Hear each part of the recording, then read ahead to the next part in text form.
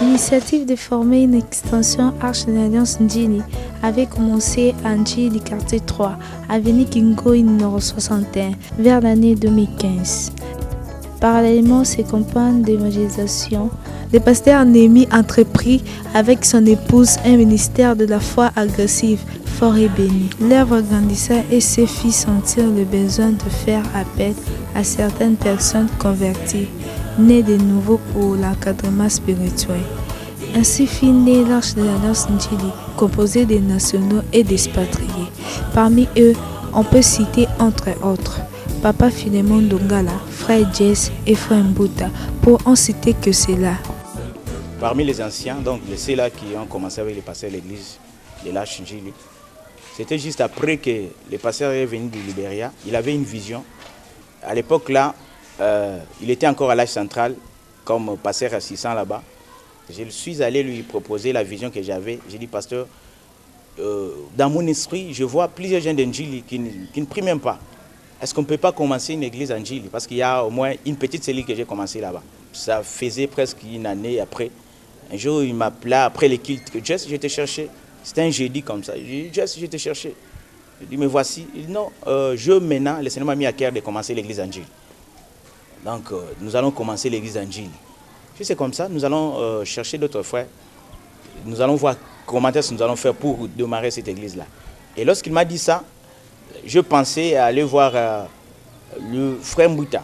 Moi, c'est frère Mbuta Samba, c'est Justice, l'un des serviteurs de Dieu à l'église Arche de l'Alliance, Massine, Njili quartier 3. Tout a commencé, on visitait d'abord un papa dans le cadre de la cellule de Goshen. C'est papa Philémon Ndongala. Un jour, le frère Jess me rencontra pour dire que non, il était en contact avec le pasteur Némi. Il lui a dit que Dieu lui a mis à cœur de venir commencer l'œuvre ici en Njili. Alors, ensemble, nous sommes allés voir le pasteur et je lui ai présenté aussi les besoins de ses papas, Philémon. Il m'a dit où est-ce que le papa se trouve. Un jour, nous sommes venus trouver le papa sur l'avenue Kingoï, 65A, quartier 3, Njili. C'est depuis 2013 que nous avons reçu le pasteur Némi dans cette maison. Cette maison était devenue une cellule d'action en vue d'implantation d'une église l'Arche à Njili. Depuis lors, nous avons formé une équipe et cette équipe travaillait pour l'accomplissement de cette œuvre. Nous avons jeûné, nous avons fait plusieurs nuits de prière dans cette maison. Dans cette maison est née l'église de l'Arche Njili.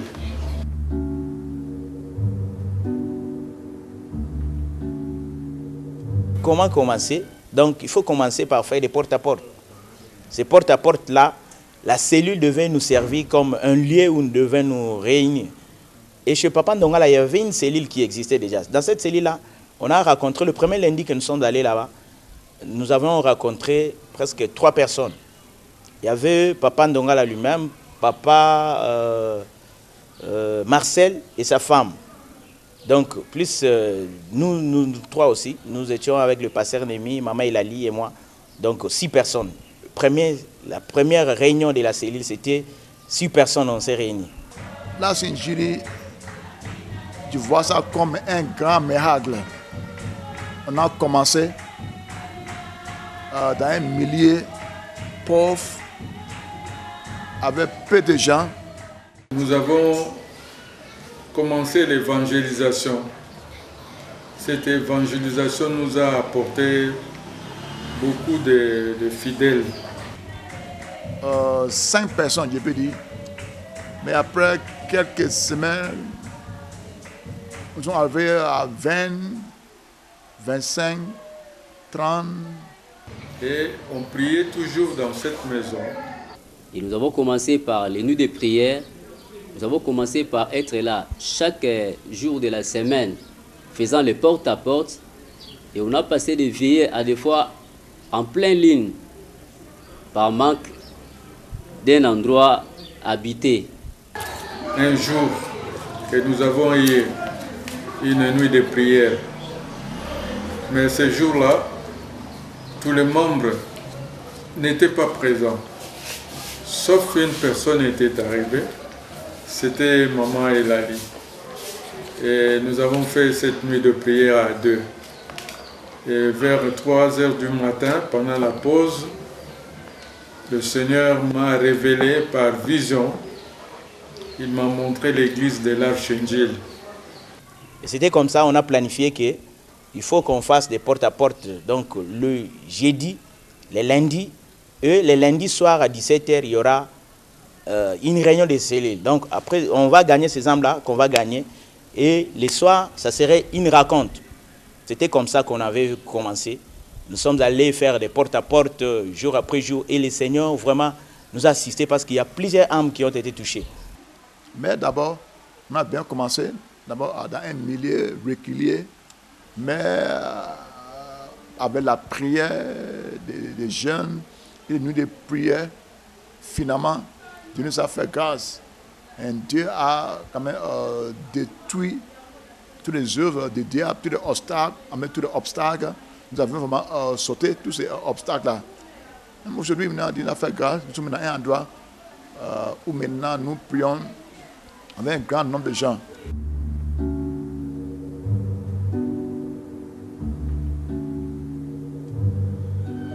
Et lorsque le moment de l'implantation arriva, on attendait seulement qu'on puisse nous donner l'aval. Alors, il y a des questions qui se demandaient, est-ce que l'implantation aura lieu, quelle date? Mais le pasteur ne cessait de nous encourager, ayons foi en Dieu, le temps convenable viendra, il y aura l'implantation. C'était presque après une année. Après une année, on s'est décidé, il faut qu'on commence l'église. Parce que jusque-là, c'était une cellule. Bien sûr, la cellule qui se réunissait avec des fois plus de 200 membres, des fois aussi 60, mais on devait officiellement devenir une église. C'est alors 2 semaines après, nous avons reçu aussi la réponse de notre papa, le pasteur Sembe, qui a informé le pasteur Néhémie qu'il pouvait déjà commencer l'implantation de l'église. On était là, papa Israël, de papa John, de papa de Frambuta, papa Ndongala, plusieurs papas qui étaient là. Nous nous sommes décidés, non, il faut qu'on commence l'église. Qu'on ait des moyens ou pas, nous allons commencer. Et maintenant, que faire? Nous avons vu la salle. C'était toujours papa Ndongala qui s'est rencontré avec un frère. Et il nous a montré la salle là.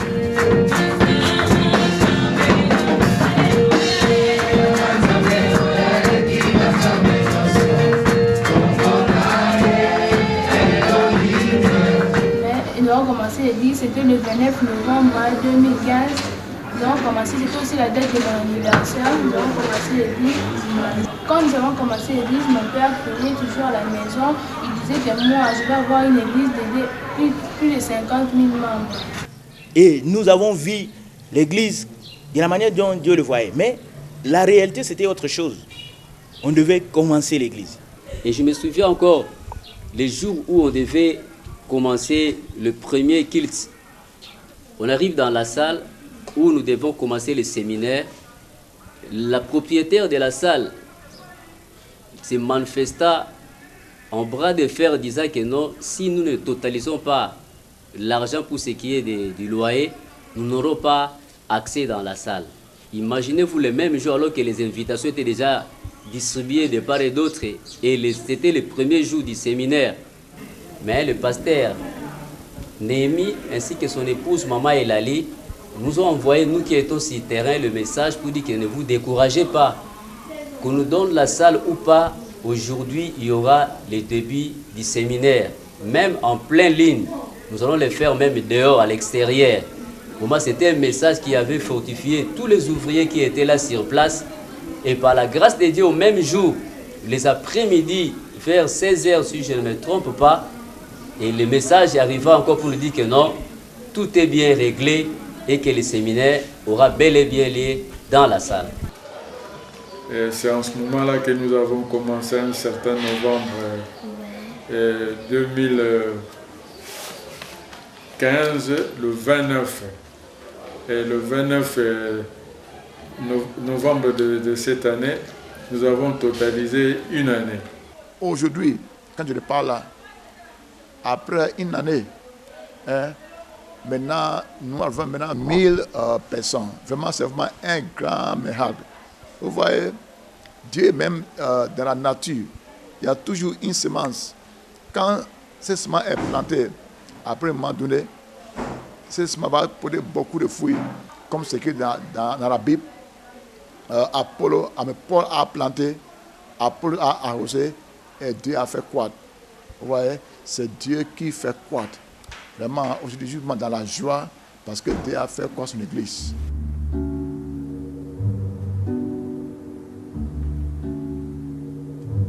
Nous sommes arrivés sur le grand boulevard.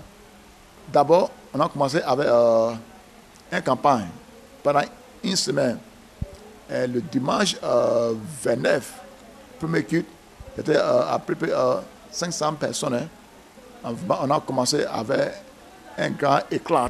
La Bible dit We are blessed. que nous sommes bénis. We are blessed. Nous sommes bénis With every heavenly blessing de in toutes Jesus sortes de Christ. bénédictions en Hallelujah. Jésus-Christ. So this morning, be conscious of who you Soyez are. conscients de ce que vous êtes. This morning, our sub-theme is Et le sous-thème de ce matin est celui-ci. Blessed faith is conscious of his redemptive heritage in Christ. L'homme ou la femme, à la fois agressive et conscient de son héritage rédempteur en Jésus-Christ.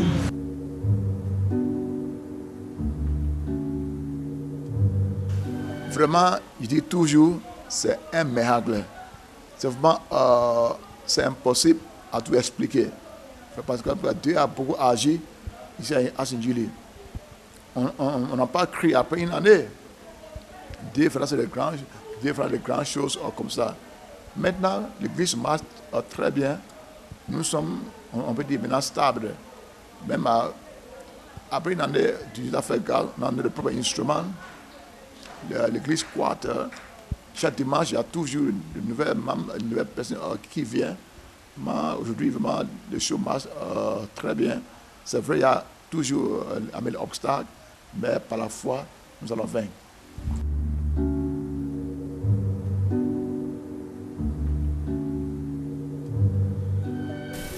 La mobilisation des fonds pour le fonctionnement de l'Église, je dirais que, vous savez, avec la situation de notre pays, le problème économique, ce n'est pas facile. L'Église, quand les gens viennent avec leurs dîmes, leurs offrandes, c'est avec ça que nous travaillons. Donc nous n'avons pas une autre ressource jusque-là parce que l'Église est encore nouvelle. Et à peine nous venons de totaliser une année, donc nous ne fonctionnons qu'à base des dîmes et des offrandes. Et depuis que nous avons commencé, il y a quand même, nous devons reconnaître qu'il y a quand même des gens, des bonnes volontés qui nous ont soutenus. Il y a certaines personnes qui ont donné, par exemple, la caméra qui sert pour les images de l'église. Il y a des gens qui nous ont aidés pour quelques histoires comme le tapis, les tabourets, et tout ça, au lieu que nous achetions, alors que nous n'avions pas l'argent pour pouvoir acheter. Mais les gens nous ont aidés avec ça et ça sert pour l'avancement de l'œuvre de Dieu.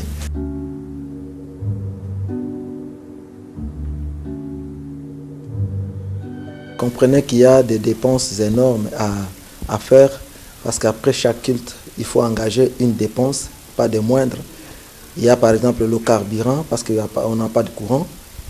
Là où nous louons, la salle que nous louons n'a pas de courant, n'est pas électrifiée, nous utilisons le courant, le groupe plutôt. Et il faut utiliser le carburant. Et le dimanche, il faut disposer de quelque chose pour le rafraîchissement, n'est-ce pas? De tous les ouvriers, imaginez qu'ils viennent le matin pour le premier et le second culte. Et ils viennent comme ça sans rien prendre.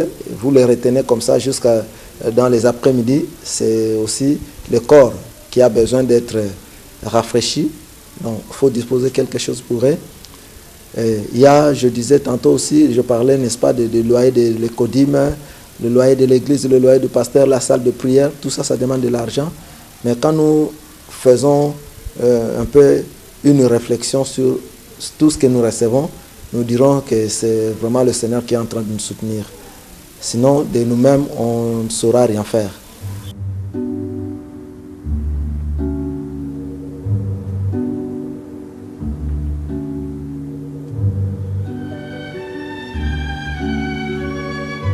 Mon nom c'est Frère Deschamps Moukeba. Je suis le responsable à la jeunesse. Je voulais justement en bref parler par rapport à la jeunesse de l'Arche Njili. Nous avons comme objectif, c'est amener les jeunes à servir Dieu. Nous sommes dans J6, 11e verset, là où on voit la vocation de Gédéon. Dieu a appelé Gédéon vaillant héros. Donc nous, en tant que jeunes, Dieu nous a déjà choisis pour le servir. Aujourd'hui, la jeunesse se livre dans des choses qui n'honorent pas Dieu. C'est alors que nous voulons le faire les jeunes qui puissent d'abord sortir dans les Madias. Parce que Dieu a dit à Gédéon, et tu battras Madia comme un seul homme. C'est ça d'abord notre objectif, c'est de ramener les jeunes à servir notre Dieu.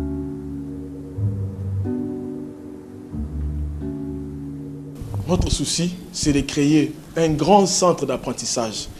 Entre autres, la coupe et couture, menuiserie, maçonnerie, un centre de réseau en informatique. Nous lançons l'appel à tous les gens de bonne foi, à des gens qui peuvent nous aider moralement, financièrement, matériellement et spirituellement.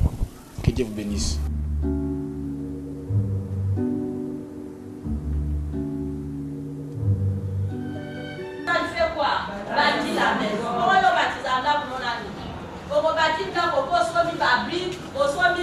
Je suis Maman Lini Masiala. Je suis présidente responsable des femmes. Parmi toutes ces femmes, nous sommes nombreuses. Aujourd'hui, c'est notre 6e réunion depuis que l'église a débuté. Si je ne me trompe pas, c'est notre 6e réunion. Alors, c'est chaque deuxième dimanche du mois que nous nous réunissons. Là, nous avons beaucoup de projets. Nous avons beaucoup de projets d'avenir. Bon. À l'avenir, nous pensons avoir un projet d'agriculture, avoir un champ pour les mamans, vraiment des projets de développement pour Njili. Nous avons vraiment des projets de développement pour Njili. Nous voulons que Njili puisse croître dans le Seigneur et socialement. Je suis maman Angèle Kambamba. Je suis vice-présidente au milieu des mamans, les archoises de Njili, Arche Njili. Comme nous avons bien commencé, je pense que nous sommes entrés bien, nous évoluons très bien. Depuis le départ de notre maman Elali, maman Pasteur, nous évoluons bien. Mais nos projets est que nous voulons encadrer les mamans sur le plan de développement. Nous voulons apprendre aux mamans la prise en charge, c'est-à-dire se prendre en charge. Il y a parmi nous des mamans qui ne travaillent pas, les mamans qui ne font rien. Nous voulons occuper ces mamans-là. Nous ne voulons pas avoir des mamans paresseuses. S'il y a une demande à l'église, les mamans sont incapables de contribuer. Mais nous voulons que chaque maman au milieu de nous puisse se prendre en charge, puisse faire quelque chose pour avoir les moyens de contribuer pour l'œuvre du Seigneur. Maman va vraiment ça bien devant la carte de marche Nazali maman conseillère na kati église Arche de l'Alliance Njili. Alors ndenge na motuna otuni ya koyeba ndenge nini centre tabite bandaki na motuna tokoloba ke tozali na commune moko oyo toza ba jeune fille de zévré basé ebele. Alors ba maman pe oyo baza na activité te bazali ebele. Na komona ke na kati ya lingomba bana nzambe ba mama ebele baza ko zanga makoki ya kosepondre recherche kosunga mabota na bango ndenge esengeli nde likanisi eutaki na mama pasteur na biso ke tozwa ba mama wana en charge kozwa bango en charge na ndenge nini bakende koyekola mosala.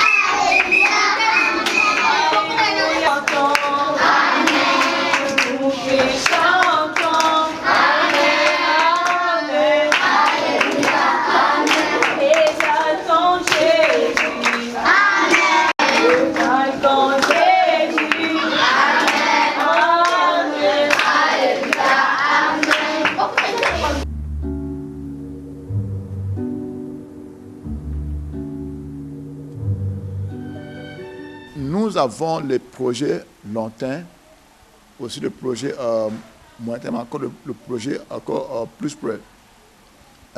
Après, nous avons d'abord un projet de 10 ans. Nous voulons, en 10 ans, l'Église arrive même à 50 000 membres. C'est ça notre grand objectif. Mais comme toujours commence toujours petit à petit. Nous avons d'abord un projet pour construire un temple qui va quand même contenir 5 000 personnes. C'est ça notre premier projet, un cathédrale qui prend même 5 000 personnes. Maintenant, à partir de là, nous allons maintenant bien planifier comment atteindre notre grand objectif. Ok, à part le temps, il y a aussi le projet, parce que nous sommes une église qui veut impacter notre communauté dans tous les domaines, spirituel, social, financièrement, tous les niveaux. C'est pourquoi il y a d'autres projets, comme d'école. Nous voulons d'abord construire une école pour les femmes. Pourquoi pour les femmes? Parce que nous voulons les femmes soient aussi en mesure d'encore changer leur environnement. Nous croyons que l'éducation, c'est vraiment un fondement qui change un pays. C'est pourquoi nous sommes en train de tout faire pour construire une école pour les femmes, où ils seront formés dans tous les domaines. Aussi, il y a aussi l'école maternelle, primaire et secondaire aussi. Aussi encore un hôpital de pédiatrique, aussi maternité aussi. Il y a aussi un projet agricole. Pourquoi agricole? Parce que nous voulons toujours faire quelque chose qui va aussi générer le fonds pour aussi aider encore à d'autres projets. Donc nous voulons faire de l'élevage, champ de maïs, le foufou, les soya, des choses. C'est dans le but pour générer le fonds pour aider encore l'église. C'est un peu ça. Tous ces projets sont pour nous des projets à atteindre. Nous croyons par la foi, nous allons faire ces choses.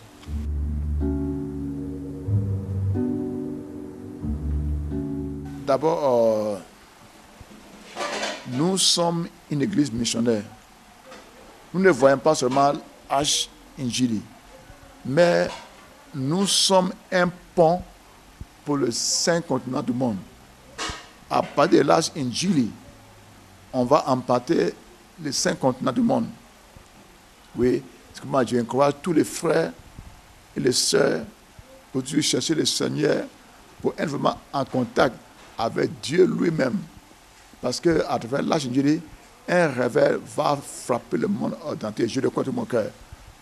Merci. Face aux multiples crises, aux mutations profondes et progressives qui traversent la jeunesse de Kinshasa, l'Arche Njili est l'un des lieux actifs de reconstruction de l'identité des membres par l'action du Saint-Esprit. Le pasteur Néhémie propose des réponses aux aspirations des personnes blessées par la vie ou en situation de crise, tant au niveau du cœur que de l'intelligence. L'implication du couple du pasteur Néhémie dans ce ministère fut totale. L'Arche de l'Alliance Njili est un lieu d'épanouissement qui favorise une vraie vie communautaire où chaque fidèle se reconnaît et se sent aimé. Les soucis de renforcer la solidarité entre les membres fait naître en chaque fidèle l'idée de la conscience collective. Que Dieu vous bénisse.